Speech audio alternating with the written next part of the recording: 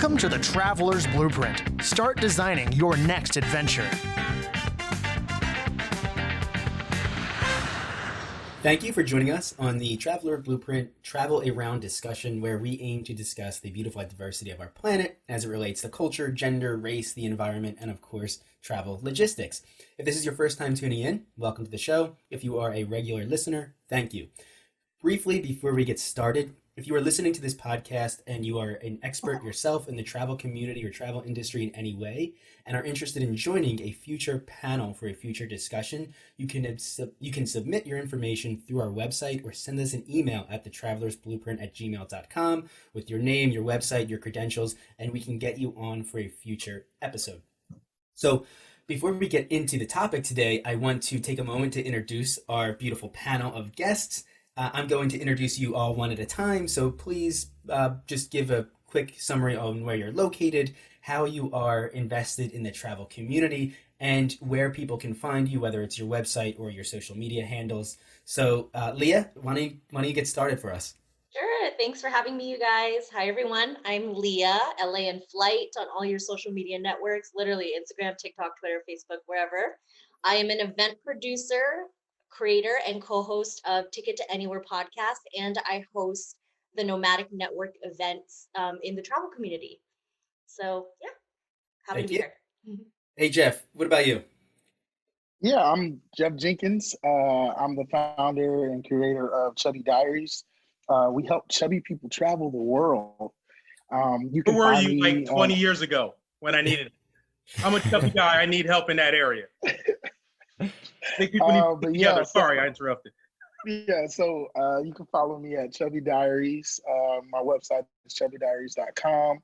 I'm also one of the founding members of Black Travel Alliance, and I'm a serial entrepreneur living in Austin, Texas.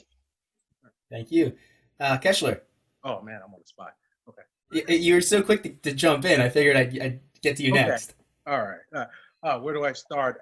Social media, you can find me on Instagram, Lake Canard Tourism. Website, same thing, lakecanardtourism.com. Facebook. I'm fairly new to social media, and I'm old, so I'm still getting used to everything. But what I do, I'm a number of things. I am an independent historian. I am a journalist. I am a tour guide, which I was doing this morning. And I'll probably think of a few more titles once I get some more water in me. But yeah. Where are you located? Oh, yeah. Look, biggest thing. Philadelphia, Pennsylvania. Yeah, there you go. Philly, yeah. East Coast. Philly, yeah. All right, Ariel. Thank you for inviting me on. Yeah.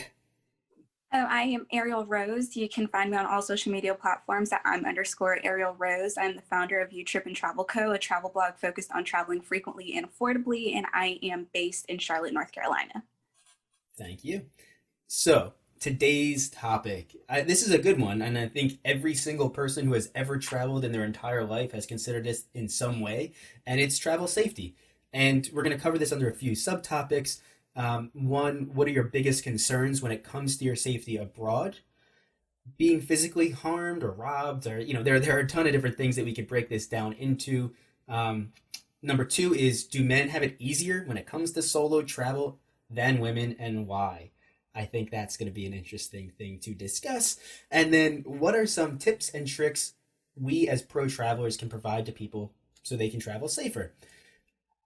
I think we're ready to just get started and jump into it. So, Ariel, do you want to get us started?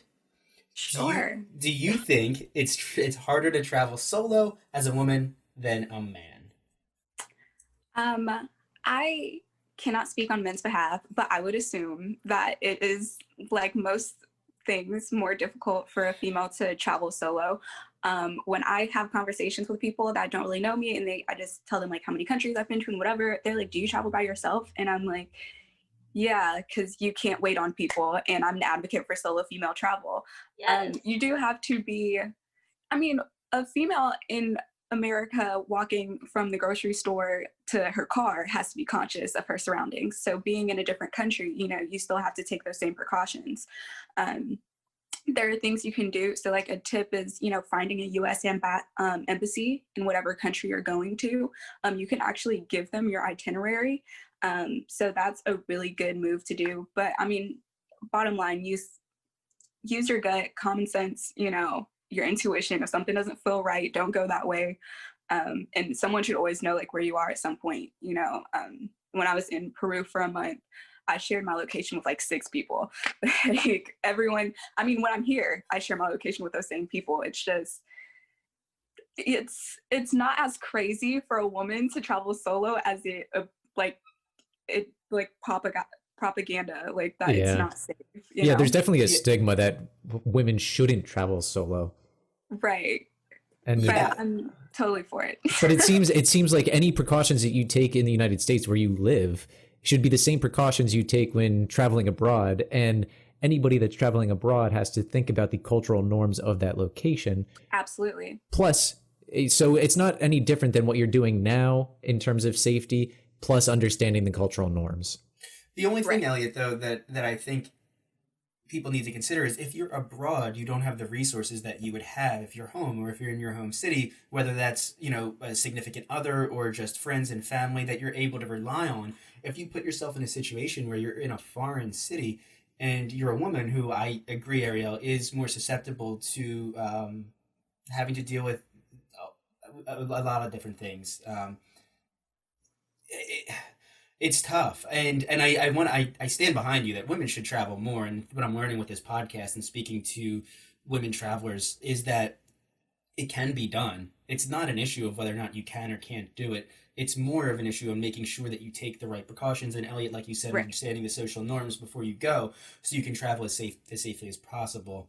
Ariel, I didn't realize you could send your itinerary to the embassy and have them That have is a an copy. awesome tip. Yeah, Yeah, so that's a great piece of big advice. tip. And I actually learned that from another female traveler that's an advocate for solo female travel, that you can connect with a US embassy in whatever country that you're going to. And that's extremely, extremely beneficial. And it just gives you a sense of safety, even if like it's frivolous in a way, like if you think it is, but it gives you a sense of safety. Yeah, That seems to be one of the most important aspects, is not just there's a difference between feeling safe and being safe, and feeling safe does make your trip that much better. Because even if you go on a trip, you have everything, the place itself is safe, but you don't know that it's safe, you're not going to feel comfortable there until you actually set yourself up to feel safe. and Yeah, I just asked like on one of my posts, what is your preference for accommodations when you travel? Is it Airbnb or a hotel? And a lot of females did comment that they'll book a hotel if they don't know how safe an area is, which I understand, because like the first time I was going to go to Mexico, I was going to book an Airbnb and my mom was like, no, stay at a resort. And I was like, but that's her, trying to protect you and whatnot, feeling that I'd be safer on a resort than, an Airbnb where who knows whose property it is. I mean, really, or where it's going to be or how you specifically get there, as opposed to a shuttle company getting you from the resort, from the airport to the resort and whatever. Yeah. I mean, if you're newer to travel, definitely go the route that makes you feel the most safe. But if you've come along precautions that allow you to feel safe as you travel, be more of an explorer, more of an adventurer, and use your intuition. yeah, something I want to bring up too, though. I think men have the same concerns. They're just magnified when you are a woman. Like, I've been places where I'm worried about getting into a physical altercation or being mugged or being confronted in a harmful way, whatever it may be that women worry about. However, I feel as though in most circumstances I'd be able to defend myself or escape it in some way, whereas a woman might not be. So men, I do think, I don't know, Jeff or Keshler, you want to add to this? Have you ever traveled and felt unsafe? It depends, not internationally. No. Yeah, I wouldn't say internationally, more so than I would say here in America. Um, I felt like when we have just a history of discrimination towards Black males in our states, and so I found it very refreshing that I didn't have those same. I don't know. Yeah, I didn't have those same like I feel like my life is in danger, or I feel like I'm going to be discriminated against being in international waters or just being in international countries. So do you actually feel safer traveling internationally than you do domestically? Yes, 100%. That's a sobering perspective. This is not Elliot. You brought this up that like Elliot and I are two white guys, and we have not really encountered circumstances where we feel uncomfortable all that often. And it's not something that we realized we were living with because prior to speaking with people like yourselves who have different backgrounds and different issues, and so now obviously we understand it much clearer than we did before. But I never in my life have traveled somewhere and felt unsafe because of the color of my skin in my life, Or your gender. or my gender. And it's just something that you don't think about. And then once you see that other people think about this on a regular basis, it's depressing. It's sad. And especially, Jeff, having that issue in your own country and then feeling safer traveling abroad is It doesn't give a lot of hope for our country. I mean, I have to add on to what Jeff's saying. Being raised here, I always thought the United States is school. I've graduated. I can survive the United States. I have no problem whatsoever going somewhere else. Guess what? A lot of them aren't going to really mess with me, especially like we're bigger guys, we're bigger black men. A lot of people kind of have that fear, like big black guy is going to bother me. So they're going to leave me alone and give me my space. I really don't feel comfortable, especially when I'm in a black country where the government's black and there's other more black faces, the majority. I really don't feel bothered whatsoever. So those senses, those wits that you have with you in the United States, I'm not going to go down a dark alley, in the shady part of town. I wouldn't do that in the States. Why would I do that in another country? I'm going to go in a different direction. Oh, those guys over there, yo, come here. No, I'm not going to go there. I'm going to go in a different direction. So like I said, all those wits that all those things you've learned here in the United States, or we've learned here in the United States, I'm not going to go and do that in another country. It's just not a good idea. If you're a person that's not from like an urban area or you've never been like really introduced to that part of the United States or those type of dangers, then I tell them, talk to the cab driver, talk to the shuttle driver, talk to the person at the front desk, ask them what's going on. What are the things I should be aware of? Let me know. Let them put those like thoughts and like put that information in that person's head so they know what to look out for. So if they do end up in that situation, they know what to look out for. But me personally, I don't feel bothered. I don't bother them. They don't bother me. interesting. Now, do you think Elliot and I, being two white guys, would have to worry more going to a country in Africa because we look so different than we would in a country, a state, going to Louisiana? I don't know, some southern state. No, they'll love you. Yeah. They will love you. Mr. White Man, they will love you. It's like, well, I've seen more white people go to Africa than more black people travel to different parts of Africa. Yeah. Love you. They'll say like, welcome. What are you doing here? They'll be very curious. It's like, what are you doing here?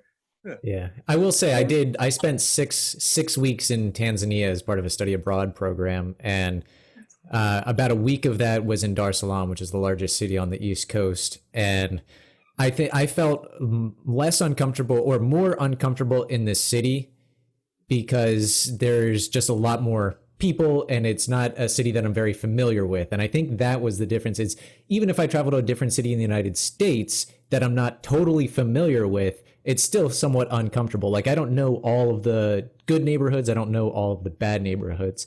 But on the flip side of that, when we went out to the very rural part of Tanzania and stayed in a monitoring center, I think there were 12 of us in total that were mostly white students from Pennsylvania. And we stood out like a sore thumb, but we were very well received. There were several programs that had come there before. So we weren't an abnormality in those towns. And I felt comfortable enough to go on several mile runs in that area.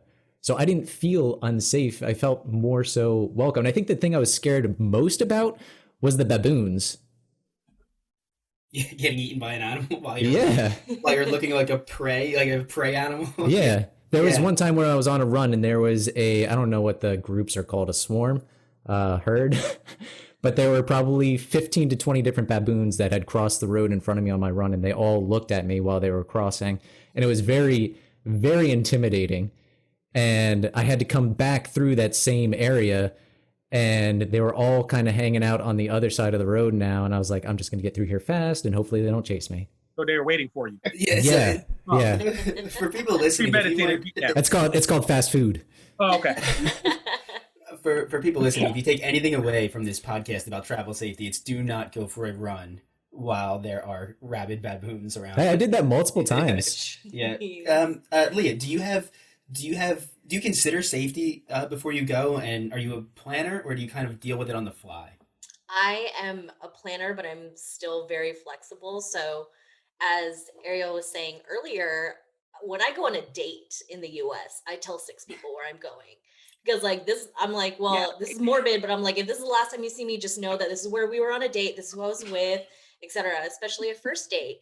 So you can bet that before I leave, I'm doing those same kinds of precautions for wherever I'm going. So if I'm traveling internationally and I'm going to be off the grid for a couple days, I'll tell a few people, and I'll tell like people in my A circle, my B circle, and my family, so that it's like different people that know. I'll send them the itinerary. I usually use social media to like check in every once in a while. I don't know. I'm very active on it. So like if you haven't heard from me in a long time, it means I'm off the grid. But people are always knowing kind of where I am at all times. And I do that on purpose so that if anything happens, it's like, well, let's check and see like where she was last. But yeah, I consider a lot of safety. Like I don't carry a lot of cash on me. When I'm walking around, I have gone down a billion dark alleys. Do not be like me, because I'm just like, I want to get home when I'm in another country, but don't do that. And I always just count on myself to be able to like run fast if something happens, which is not smart. But usually it's like 4 a.m. and I'm like, I just want to get home and this is the fastest way, but it's like, I can't call a taxi because I don't want to pay for it. Silly me. Like me. Don't do that. Yeah, don't do that, guys. But I definitely have a guard up a lot, and I hate it because it makes me feel comfortable, but I know that I need it as a woman traveling solo, which I do all the time. Like Ariel, I don't wait for anybody. Yeah, like I started traveling so much when I was in college because I was like, all right, I want to go out and see the world. And I mean, as a college student, it's not like we have money to travel like that. And that's the whole reason, I started the blog and everything. It's to travel frequently and affordably. And still, even with that, people would often be like, oh yeah, I'm in, and then like drop out. So yeah, you got to go for on your own. Even like what you were saying, I'm like a planner, but I also go with the flow once I'm like in my destination finally. So like to your factor, like I research how safe a country is, before traveling there. And then I look up how women are treated in that certain country. But then even to go along with the guys, like I also have to see how Black people are treated in that country before, like as prior research before going to the country. So, I mean, it's extra factors that I have to put in being a Black female that travels solo. So it's not like it's impossible. I know a ton of Black female solo travelers. And so it's just, being prepared. I will say I travel frequently through Central and South America and Southeast Asia. And I don't look Latina, but I can speak Spanish and I have dark features. So I pass off at first glance as a Latina, but people have to double take and say, oh no, she's a they start hearing me. She's a gringa and she's Asian. And then when I'm going through Southeast Asia, I look Asian.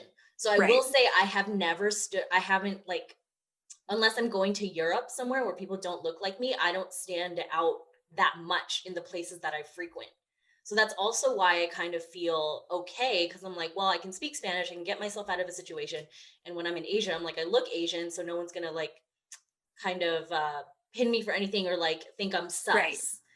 So I hate that I have to think like that, but I don't stick out in the places that I travel a ton to. So. And that's true. Like when I'm in the Caribbean, I blend in. You don't know until, like I open my mouth and I'm speaking to you. Exactly like what you were saying. Like then they're going to say you're, Yeah.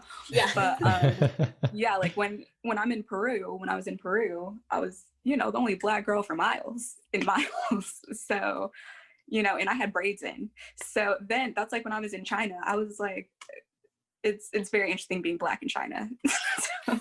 I don't know, but for some reason everybody knows that I'm American.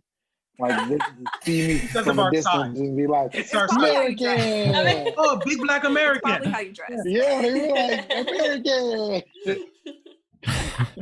Who is the was it Ortiz that is the Boston baseball player, Red Sox?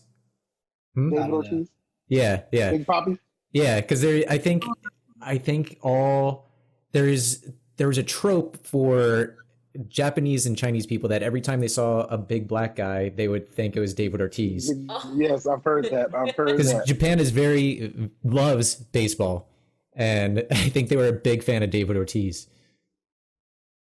I've been confused for hip hop artists, baseball, Yeah. football, Movie stars, like it's like everyone. It's a lot. Hip hop. You know Jay-Z, right? Like, yeah. Are You you- know Jay-Z. Oh, come in, Jay-Z. Oh, you know Jay-Z. Come on.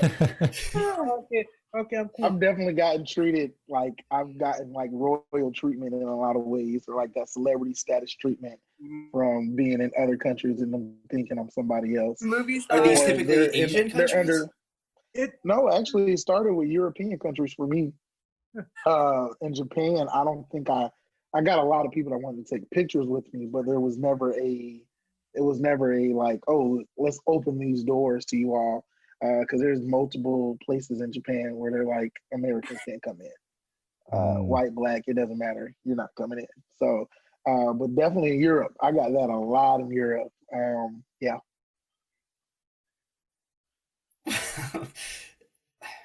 Also add drug to that list as well. In Norway, I was Oslo. They thought I was a drug dealer. Like, oh, drug dealer, hip hop star. Come on in, man. No. in I Norway? like how they said drug dealer hip hop star. Yeah. Come on in. I got that a lot. Come on in, yo. He's big guy. He's I'm like, yeah. Okay, yeah, sure. Free, right? Yeah. Come on, man. Yeah. Okay. What's up? Yeah. Especially just sometimes my Phillyisms come out. Like, yo, what's up, man? Like, yo, like, oh, he said, yo, what's up? Definitely, man. Come on. Like, all right. That's funny. Weird. So, getting back to safety a little bit, and stepping away from gender and race, I want to get into maybe travel insurance a little bit and injuries and how some of you may have dealt with injuries. Do you book travel insurance, things like that? So, if anybody wants to pick that up, Jeff, I saw you nodding your head a little bit. Leah too. If either of you want to pick that up. You want to know something? I never used to get travel insurance at first. I don't know. I thought I was resilient and nothing was going to happen to me because I had been traveling, like I had been 30 plus countries at this time. But it wasn't until I was in Thailand and some guy like passed out right in front of us, and it was like super late at night. The lady came up to him and was like, "Do you have travel insurance?" Because she was like, if we take him right now, it's going to cost him $1,200 if he doesn't have travel insurance. So I said, you know what? Let me look at this travel insurance. I literally bought it that night online, and it was very cheap, but it was like, hey, I don't want to be like this guy, pass out, like have a situation to where I need to go in and then get hit with like this crazy bill. So now it's like just worth it. And then I fell off a moped. I got a Bali burn. And so that's where your skin comes off because you fell on the ground. Did he call it a Bali burn, like Bali, the country, or I was in Bali. I was in Bali at the time. Yeah, so yeah, it was a Bali burn. So or a Bali tattoo. I know somebody who got into an accident in Bali too. I don't know. Is that common? So I guess it is. People, and somebody had just told me to put on. Like I watched a YouTube video right before, and it was like, you know what, you should wear a helmet. And I was like, I'm gonna wear a helmet, and thank God I did because 5 minutes on that bike I fell and literally took off like skin on the front part of my leg. So yeah, and then having that insurance, it was only $50. But they like took care of it, bandaged it all up. So I only paid $25 on top of the $50 for the insurance that I had. Do you remember who you used? World Nomads at that time. What was it called? World Nomads. World Nomads. Okay. Yeah, we've heard that one before. So a lot of credit cards have not necessarily insurance policies, but ways to get money back for travel related things, but not necessarily health items. So is travel insurance really only designated to health items, or is it for getting money back if you have to cancel a trip, or if you end up having to stay in the country a little longer and you have to cancel a flight on the return home? So I live by the rule, if you cannot afford travel insurance, you cannot afford to travel. So I always have travel insurance for every trip I go to. The ones in the US, I don't, because we have like the healthcare here. Mm-hmm. But I use World Nomads too, like Jeff does. To be honest, it is premium and it doesn't cover everything. So I think if you do a little bit more research, you can actually find something that's more comprehensive and quite a bit cheaper. But World Nomads has such a brand built around it, and it's really easy. Like the UI is really easy. It's like click, click, click. All right, all purchased. But oh my God, I totally forgot the question. I was just going into World Nomads. Is it only for health, or is it for other purchases? Right. So World Nomads covers up to, X amount when, say like dental procedures, health procedures, whatnot. But it also covers like if you needed to be grabbed out of a country, what's it called? Like expatriate or not expatriate. Yeah. When you need to be like, when they need to grab you out of a country in an emergency, like there's a natural disaster, etc. Or canceled, missed flight, or not a missed flight because that's your fault, but like a canceled flight, like that's out of your circumstances, lost luggage, rental vehicle accidents, bike accidents. Depending on whatever plan you buy, it'll cover up to X amount. And on my podcast, Ticket to Anywhere, we did episode 9 was all about travel insurance as well, because my co-host doesn't use it. And she's like, you use it for every trip? I'm like, every trip. But I also have pre-existing, I have like torn ACLs, torn ligaments, which travel insurance doesn't cover pre-existing conditions. So I don't think I'd be covered. Luckily, I've never had to tap into my travel insurance, knock on wood. But it wouldn't cover something like that because I've had knee injuries for like 15 years. Now, if this was a new thing that happened while I was traveling Machu Picchu, it probably would be covered if I had to go to the hospital for it, or if I had to go to the doctor for it.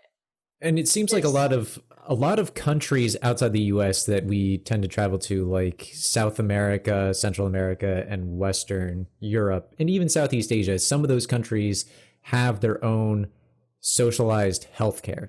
And in some cases, it's actually, if you get injured there without insurance, you still almost pay nothing. And it seems more important for people that are traveling not from the US to the US, that'd be more important for them to get health travel insurance. Because if you get injured in the US and you do not have travel insurance, you are going to be paying a lot. There's a whole travel market. Bob, what is it called? Medical tourism? Yeah, something like that. Yeah. Yeah, where people, even doctors in the US, will actually pay their patients to go to Mexico to getting knee replacement because it is cheaper for them to go to Mexico and get the knee replacement, including the travel and the procedure, than it is to get it done in the United States. I've done it myself. Had my wisdom teeth pulled out in Chile by a Cuban doctor. It was just too expensive here in the States. I had them do the x-rays. I said, oh, thanks. It's like, when are you getting the operation done? I said, yeah, I'll be back for that. Got on my flight, went to Santiago. Said, hey, honey, I need my wisdom teeth. The doctor, he's Cuban. Cuban? Perfect, excelente. Yeah, right. Showed it to him. I said, this. I got drunk. Horrible idea. Don't get drunk if you want someone to pull out your wisdom teeth, because it made the whole experience much worse, and he made a lot of bad jokes at my expense. All right, so how much, with the cost of going to Santiago and the cost of the wisdom teeth, how much did you actually save compared to getting it done in the United States? I saved $800. So you got to go to Chile for a trip. And I was staying with my girlfriend at the time because I was always coming back and forth. So it was just like, going down, I was like, I need this teeth pulled out. They took me down to, I forgot the name of the station, but they took me to the office. I said, it's like, okay, let's do an x-ray. I said, guess what, buddy? I've got the x-rays. That one. I said, no problem. Like, can you come back next Wednesday? Do you need Novocaine and stuff? It's like, buddy, I'm just going to get drunk. Yeah, okay, give me some Novocaine.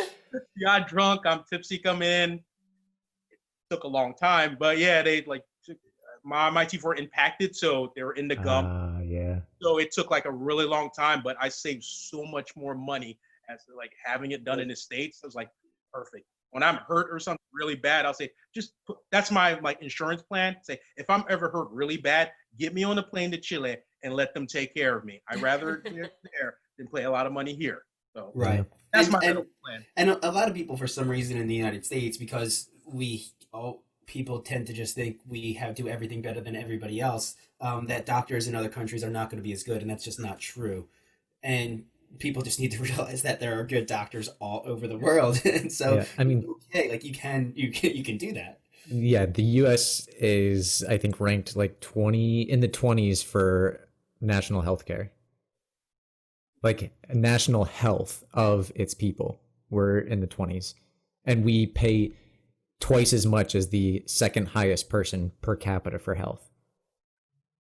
Doesn't make sense.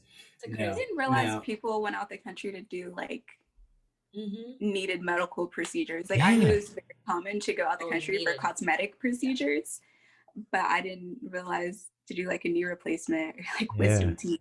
I know people have gotten like cosmetic teeth stuff done. A lot of wealthy people do it. Yeah, which is even the most crazy part. Is like even they can afford it. Are the ones? Yes, they're leaving to go get it done somewhere else, which is mind blowing. Who live along the northern border of the United States, close to Canada, right? Don't they go in there? I mean, I don't know anybody personally, but I have read that that's somewhat common practice. But so going back to travel insurance, a few things that I just want to touch up on if anybody wants to add anything. You can look at your credit card if you have one of those travel points credit cards. A lot of times you are automatically enrolled in some sort of travel insurance program through the credit card company if you book travel through that card. I know Chase is a big one for that. You can also look to your employer. Sometimes employers offer travel insurance as part of their insurance policy, something else to pay attention to. And I think that's it. I just wanted to bring attention to those two things. I don't know if anybody has personal experience using either of those. I have. I've used my Chase Sapphire Reserve card. And it's interesting because, I mean, their insurance doesn't want to pay out. Like at the end of the day, like they will do everything they can not to pay out. So I do, even with Chase, I would keep in mind that they are very meticulous about the circumstances. Like it's almost like this needs to happen, this needs to happen, this needs to happen, this needs to happen before we actually even want to pay for it. So it was definitely interesting going through their process on time. A piece of advice, and this was given to me by someone else, at the end of the day, when you file your insurance claim, if you were cliff diving and you need to file this claim, if the people at the insurance company didn't see you cliff diving, you were not cliff diving. So, off the record. I think this grab is everyone's GoPro Bob. This is footage. recorded. Oh, it is. Yes. You just need to grab everyone's GoPro footage and be like, "This is the proof," because you have to submit all of that. You have to submit receipts, all that good stuff. Yeah. I'm actually going to Mexico next month, and I bought. I bought Alliance insurance, like to cover the flight, and then I bought World Nomads on top of that. So I'm like, all right, I'm double protected now. Come on. Yeah. Usually my rule of I've only gotten travel insurance twice. It was when I went to China and I was there for like 2 weeks, and when I went to Peru and I was there for a month. I think the way I usually go with it is if I'm going to be there for a long period of time, that's when I feel like I really need it. Because I guess I'm thinking like there's more time for shit to hit the fan, I guess, or something to happen, opposed to like a 3-day trip to like Jamaica or something. Like I'm not as, right. That's the only time I've gotten it. I'm going for a bachelorette, and so I think it might get a little rowdy. Yeah. There you go. Yeah, I mean, for me, when you mentioned it, I was like, maybe I should, because it's definitely a girl's trip, and I'm like, maybe. Yeah, I was like, because if you're standing on a pool wall, like at the infinity pool, and you have a drink in your hand, you slip off, you might want travel insurance like that. I always think it's so morbid, but I think I'm like, right? Can you not? What could happen? I know what could happen, but I have unstable knees. So. Bob, tell us your experience in Croatia when you fell off that wall. Oh God. Oh, yeah. I mean, I have a few experiences. Do I have to? It's not that crazy, but I had the idea. Would you have gone to the hospital if you had insurance? No, Okay. no, I'm the type of guy that would have like just been like, no, I'll just, I'll deal with it or I'll bleed out and die. It's one or the other. I'm exactly like It's, that. it's I, Well, I had the idea to climb this wall in Croatia because I don't even know why. I was very drunk. That's my reason, because I was we drunk got and to start. I was with Canadians. We were drinking with Canadians and we were out with them, and I climbed this wall and then I slipped and I fell into this bush with several inch long spikes, and I looked like I was attacked by a porcupine. I still have some scars on my arm. I had all these spikes just sticking out of my arm, and we had to sit there and pull them all out. And I was so drunk, the blood, the alcohol thins your blood. I bled everywhere, and that was my honeymoon. Oh, That was it. So that it was, So good. anniversary. it's what? You do that every year for your anniversary. Yeah, I jump into a bush of spikes. Yes, no, Yeah.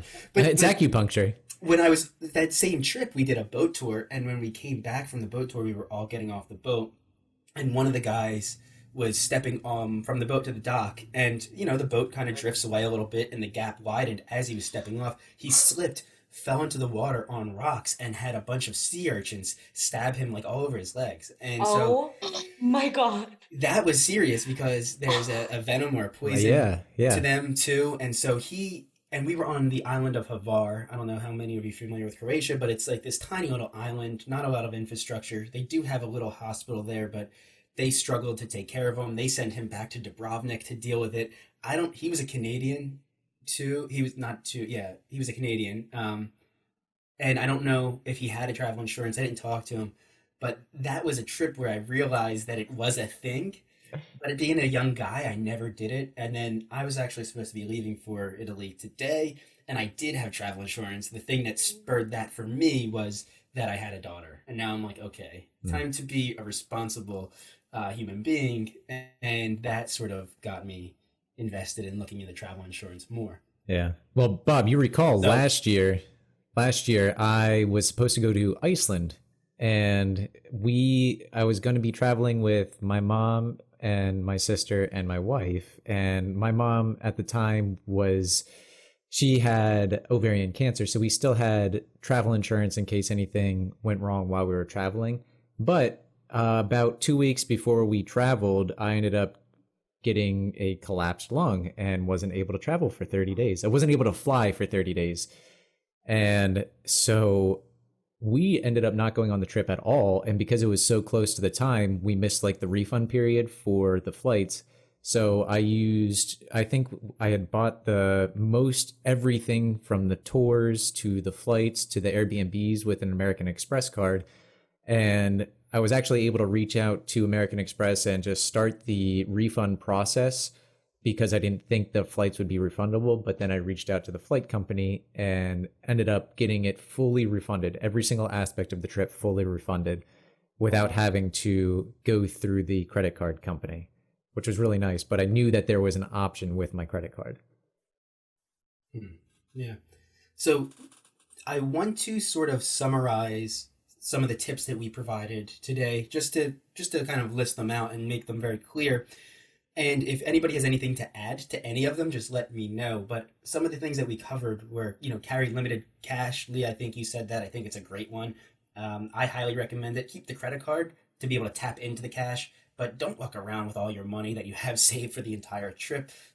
That is never a good thing to do. Don't carry too much money, no matter where you are at any point in your life. Just a general rule. Small Yeah. bills. In my opinion. Also, can I pipe in on that? I met Yeah. a girl who only brought one card. She was in the Philippines for 3 weeks. She brought one card with her. So to loan her money. So like carry more than one card with you when you like travel Yes. in general. Huh. Very It's odd. card. There's times where like one bank would turn off something. They was like, hey, whoa, what's going on? Even after making notifications to them, they were like, oh, wait, time out. Yep. Because Yeah. like sometimes like there's times where I made like multiple purchases back to back with the card.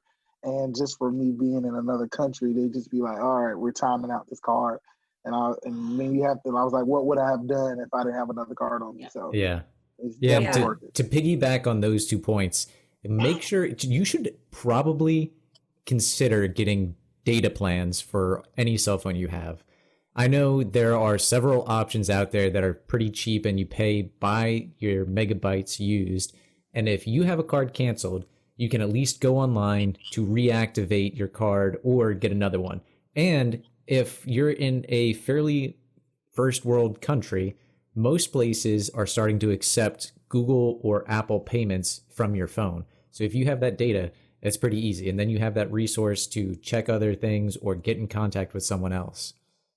Yeah, and when bringing more than one card, my thing is I always bring different types. So I like to use an Amex most of the time, but then there are some countries or some restaurants, there's even some places in the States I don't take Amex. So then bring like a Visa or a MasterCard, like have them be different kinds of cards. And then with keeping not too much cash on you, I always make sure to have small bills on me as well. Yeah, Visa is definitely the go-to. I always, it hasn't been almost anywhere other than China, and there's another couple of countries that just don't take visas at all. Like, or if it is Visa, it's their kind of Visa. Like, oh yeah, I would imagine Cuba doesn't take Visa. Is that an accurate assumption? I've yet to go. I think Cuba's only cash. I just went to a presentation on it. It's like cash only for everything. Right. Only cash, and there's two types of cash: cash for tourists, cash for locals. So. Yeah. And if you're able to get in as a local, if you find the right people, it's actually cheaper. They took that gringo tax. Yeah. Like a gringo pricing structure. Yeah, it is. I'm going to keep going down the list, but anybody stop me at any point if they want to elaborate. So I have travel in groups. Obviously, I think for obvious reasons, it can be beneficial to your safety. I have don't drink. Well, Bob, I want to... Spikes in your arms if you don't drink. It makes it safer, but it also makes it less fun. But the travel in groups is an interesting one because I think there are two sides to it. Travel in groups, you are safer as a group, but when you travel in groups, you're also easier to spot that you're a tourist and can be targeted as such. Well, what's the lesser of two evils? I think traveling in groups and being identified as being tourist is still safer than being alone. That's my opinion. I'll give you that one. I'm with you on that one. Yeah. Well, like Ariel and I, we tell people where we're going beforehand, but I'm biggest advocate for hostels. Even in hostels, when you can't go out in a group, I'll go out on my own to get food or something. I'll usually tell someone in the dorm or the front desk, I'm like, hey, I'm just going to go grab food. Like, I don't know when I'll be back, a few hours, whatever. So that at least one person knows where I am at all times, no matter like who it is. But there's a lot of times where I just can't or don't travel in a group. But I am staying in a social situation, so I'll usually let people know, like, this is what I'm going to go do. And just communicating where you are with friends and family and, whoever you can. I want to take a quick side tangent here because for the longest time, I never told anyone where I was going, if I was going on a hike, a bike ride, and if it was long. Ketchler's with me on this, and this has never happened to me. I have injured myself multiple times while on these adventures, but nothing that I couldn't get home. But the movie 127 Hours in the book, hours, that's what I just want to say, buddy, scared the living crap out of me. And because I've realized I could easily get into one of those situations, and not telling anybody where I am is just dumb. I would never tell. I tell everyone now. I didn't say I'd ever. I used to not tell Marlia, my wife, if I was hiking like something that I thought might be slightly dangerous, because I would be like, if I don't tell her, she's gonna worry, and it's just a quick hike, and I'll be right, up and back. And then one time I was hiking in Utah in the wintertime, and I was going up this incredibly narrow path, like maybe 2 feet wide, and it was covered in ice. And I really wanted to reach the summit, and I kept going and going and going, and eventually got to a point where it was so slippery that I could no longer stand up on the path, and I had to drop to my butt and slide down the icy rocks to make it back down to that level that was safe. And that was like a turning point in my life, in my hiking life, where I never took, I didn't take my safety for granted while hiking alone, and I made it a point to tell people what I was doing. Don't do it. Don't make that mistake. If you're listening to this, don't make that mistake. We're learning a lot from you, Bob, from everything that you've done and tested. We're learning what not to do. There you go. And that's what I'm here for. Yeah. All right. I'm going to keep going. So check the state.gov website. I know it's something that I use. I don't know if anybody else here uses it, but they do have good information on local laws and social norms. They have information on whether or not they the culture you're going to visit is kind towards people of different race, different gender, different sexual orientation, and things like that. So for maybe a country that isn't, you can get some information on that and plan better for you. Yeah. And with that, they have an interactive map that actually color codes all of the different travel advisories for different countries and gives information on why the travel advisory is as it is. So another thing that I like to do, I take pictures of my passport, my personal documentation, and then I email it to myself. And then I email it, I CC like my mom and whoever might be staying in the United States, not coming on the trip, so that if I need to access that, I can just get to a computer or go on my phone and I have it in my email account to show somebody, and you could print it out, whatever it may be, if you do lose your passport or, any sort of personal documentation. I do always take printed copies of my passport. Same. I take like 2 and I put them in different places, like in my luggage. Mm-hmm. Oh, so you actually print yours out. Yeah, that's a good idea. Yeah, I print mine. I do too. I do I it think with my emailing it's smart but that's too, smart. but I print like 2 copies of it. Same. I do it with my driver's license also, because when I go I leave the hotel or the hostel, the Airbnb, I don't bring my passport with me. I bring my license, still a form of identification. So yeah. And then one of the last things I have is just to have the embassy information saved somewhere in your phone, in your email, whatever it may be. Just know the location, the address, the phone number. And then, Ariel, what you said, sending them your itinerary. I think that's amazing. Especially if you're traveling solo to a country that doesn't have the tourist infrastructure that, Italy may have, which is like, revolving around tourism. If you're going to a country that's a little bit off the beaten path, I think that's incredibly, it should be priority. Send your itinerary to them and let them know that you're going to be traveling through their country. Yeah. I have another little tip to add to that. If you're staying alone in like a hotel, hostel, you might not be able to do it for an Airbnb, especially if you don't speak the language of the local country. Take a couple business cards. So if you're in a taxi and you can't speak that language, or you don't know where you are in Google Maps, they can't read your Google Maps, you can just show them the business card of where you're staying. That's smart. That's really smart. That's Or very Write smart. it down on a piece of paper or something, because Yeah, you'll the run into a house- language barrier or your map's not working. This could be useful. Yeah, the house that I stayed in Peru, one of them, they had it like at the front door. It's like an index card with their address on the back. It was literally like a map, and it showed where the house was. And I did run into an incident where we weren't connecting very well, and I just handed him the card, and he was like, "Okay," it got me right there. So yeah, no, that is a really good tip. Yeah.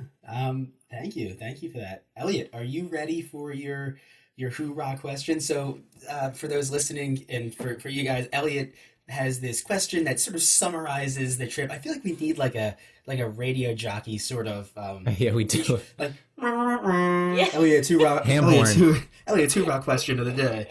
Elliot, what do you have for us today? So we've talked a lot about safety in travel, but when we think about travel itself, getting from point A to point B, what is the safest form of travel that you prefer to take, whether it be car, train, Uber, taxi, plane, boat?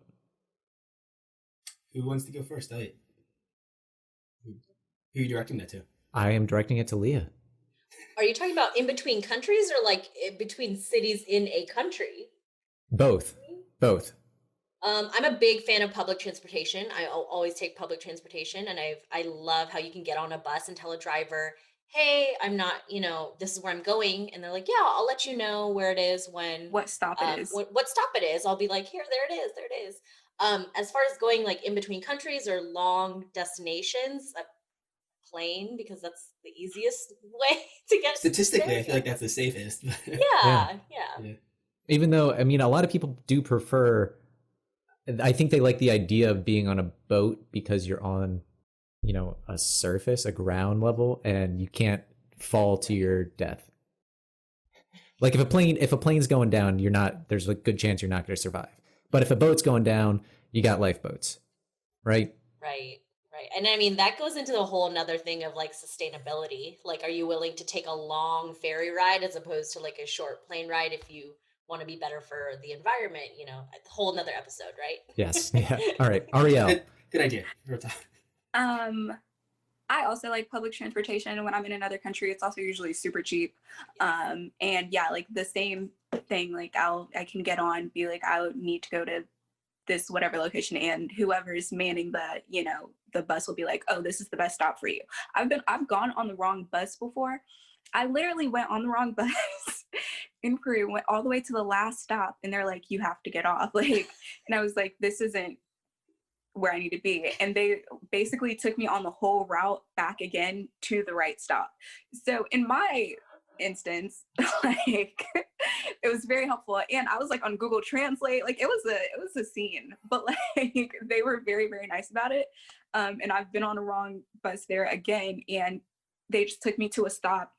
I told him where I was trying to go, and he basically told me the closest stop to where I wanted to go. It wasn't the same bus I usually would take, and it just added like an extra block of a walk for me. So yeah, because I mean, and then on a bus, it's public, like there's more people, so it's not like you're trapped in a car and you don't know where you're heading, you know?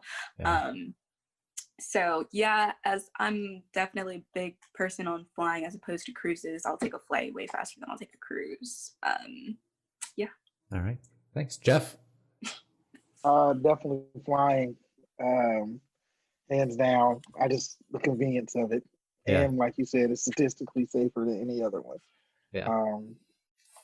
And what about intercity? Oh yeah, all day. Well, it depends on how I feel. I prefer public transportation, but I've definitely taken Uber or whatever whatever that country's Uber is. I take that. Whatever their ride share is, I take that too. Do you prefer rideshare over like a taxi service? Oh yeah, I don't do taxis at all. If you want price gouging, that's where you definitely get that from international taxi drivers a lot of times. So, especially when they find out I'm American, everybody thinks I'm wealthy every time I go somewhere. So, yeah, Yeah. All right. Uber. Do they have the meters, or is it one of those countries where you have to negotiate the price before? Yeah, I love that's negotiating. the other one. I'm not a big negotiator, so Yeah, I love negotiating. Yeah, I'm not a big Bartering. negotiator. Yeah, my man, Yes. how much is it gonna cost me? How much is it gonna cost me? And I'll talk to the concierge like, I'm trying to get from here to here. How much that's supposed to cost me? Okay, now I know. So Yeah. That's Yeah. smart. That's smart. That's Kesher, very that smart. might be a Philly thing because I'm right there with you. I'll Yeah. I'll go back and forth. Yeah. Like, man, No, no. I'll definitely negotiate with you. Yes. There's Me oftentimes, too. like- Let's go. Right. There's I love oftentimes it. like in other countries, Uber and Lyft is usually more expensive than taking a taxi, even if they tax you. So like as long, but what you said about asking the concierge, that's like a good route to go, because then you know an estimate of what a local would pay for that. So you know when they're overcharging you because you're a foreigner. Got me on Very that one, guys. Yeah. But Jeff, I'm kind of with you. I'm not a huge fan of bartering. I would prefer to know the exact price. So having Kessler's number gives me that peace of mind by saying, no, I'm paying for this at this price. You can take me or I'll find someone else. Yeah. I am kind of I'm going to go against the grain a little bit. I would pick Uber and Lyft. I mean, if in terms of safety, I think that knowing my driver, having his license plate information, seeing his face, knowing the car, and then being able to follow the route and making sure that the driver's staying on route completely in terms of safety, to me, is the best way to go. I mean, I know it's typically more expensive and things like that, but if that was my major concern, I would have to go with Uber and Lyft for me. Yeah. I do. So international travel is definitely flying for me. In the cities, it's going to be either between public transportation, like the metro or the bus, or after that, it would be taking an Uber or Lyft or rideshare equivalent. But I do have a funny story. So my wife's first time traveling internationally, and she's not going to hate me for saying this because she also thinks it's funny, but she was meeting a friend in Copenhagen. And she landed. She doesn't speak Danish. She doesn't read Danish, but she knew that she had to get on the metro to get to the stop where she was staying. But when she got off the plane, she got on the train, not the metro, and she didn't know there was a difference. So she took the train probably way too far, then got off and realized that she wasn't going the right way. And then she ended up asking someone, and of course most people speak English, and she was like, is this the metro stop? Is this take me into the city? And the woman that she spoke with looked at her like she was a complete imbecile, because she's like, yeah, that's it. How you must be American because it says metro right there. Because you're stupid. Yeah. And yeah, it took her about 2 hours to go 30 minutes. Wow. I've been there Yeah. before. Oh yeah. That's another tally though for Uber and Lyft. It makes it easy. So if money isn't a major concern for you and you have the funds to spend a little bit extra on transportation, I think that's why I go with it. Yeah, but the thing is, like, she was trying to travel as cheaply as possible. So she didn't get an international data plan. So whenever she was trying to find out where she was supposed to go, if she was at the metro station versus the train station, she kept on trying to find these free Wi-Fi hotspots and couldn't. And like she would connect to the Wi-Fi and then it like wouldn't load. But then she was like, is this Wi-Fi safe if I put in the information I'm going on? So I think the lesson learned there is get international data and know where you're going ahead of time. Do you guys use Yeah, Maps.me? Oh, I think we were about to say the same thing. Maps.me? Oh, app? no, but I do know that app. It's like offline maps. It works without data. Yeah. It's incredible. Yeah. Google Maps has the offline downloads. I can never get Google Maps to work for me. Okay. Whenever I'm And like, what is it called? Google Maps Maps.me? is the only thing that works for me abroad. Okay. What is it, Ariel? Google Maps is like the only thing that I can guarantee will work for me out of the country. Like it always works. I don't know why. Yeah. But as far as what your point with saying like you don't know, like you like using Uber because you can track the route or whatever. If you have like a Maps.me or your Google Maps, you can still track where you're going to. If you know where you're going, yeah. Yeah. You're like, so then if they do take a wrong turn, I mean, if you do need to do a quick tuck and roll out the taxi, like, hey, you have I that always option. think But, of that. I'm I like, mean, okay, how am I going to get out of here if I need to get out of here? That's So, another woman's safety thing. Like, so do you always bring a leather jacket you have to make sure to like, prevent the bolly burns? I'm ready to get a bolly burn if it means saving the rest of my life, you know? Yeah.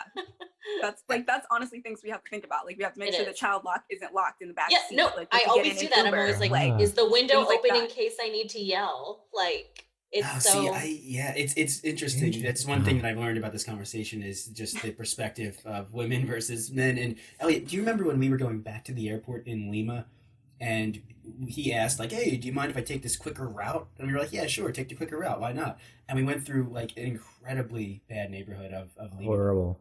Very, very bad. And I was sitting behind him. I'm like, am I gonna have to choke this dude out? Like, where are we going? Like, I was in a good position. I was right behind him. Hey, I'm with you on that one now, brother. So, yeah. That's Philly right there. Where was he taking us? And it ended up, I mean, obviously he was doing us a favor, but you do never know. And if I was a woman traveling alone and I didn't have the physical capability to choke a guy out, I would be pretty concerned. So keys between the fingers all the time, any sharp object between the fingers, like ready to run, ready to tuck and roll. Have you guys taken self-defense courses to make yourselves feel more comfortable traveling? No, but I would. No, I'm the same. Yeah, I need to. Okay. Right. I've thought about it multiple times. Haven't yet. Yeah, we've been thinking about it a lot, but haven't done it yet. Another hack is there's like this really easy like door lock that you can put in your like hotel door, your hostel door, your Airbnb. They're really cheap on Amazon, but that also gives you a sense of security, even if you think it's like flimsy, but it's a really quick, like it slides in between the door and the frame. And there's like another piece that goes on top. And so it just acts as like a second lock. So if you're staying somewhere by yourself, that's also another thing to have that, will make you feel a little bit more secure. There's so much gear for women to like protect themselves. I'm in so many like women travel Facebook groups and people are always like, get this, get this, get this. And it's so sad. Like the amount of money we have to spend to protect ourselves in case anything happens is crazy. Wow. Yeah. I learned a ton today. About that stuff a lot. Yeah. Yeah. I learned a ton. This conversation has been incredible. We covered everything from traveling as a woman, different race, to getting into travel insurance and ways that you can be more prepared for traveling abroad, taking safety into consideration, whether it's through the embassy, understanding the social norms of the city. So it was a great conversation today. So if you're listening to this, be sure to not only subscribe to the Traveler's Blueprint on YouTube or Instagram, Facebook, podcast, the podcast platform, but be sure to check out each of our guests. They all create their own travel content in their own way. Thank you, everybody, for contributing to this conversation today. I really appreciate your time. Appreciate you. Thank y'all for having us.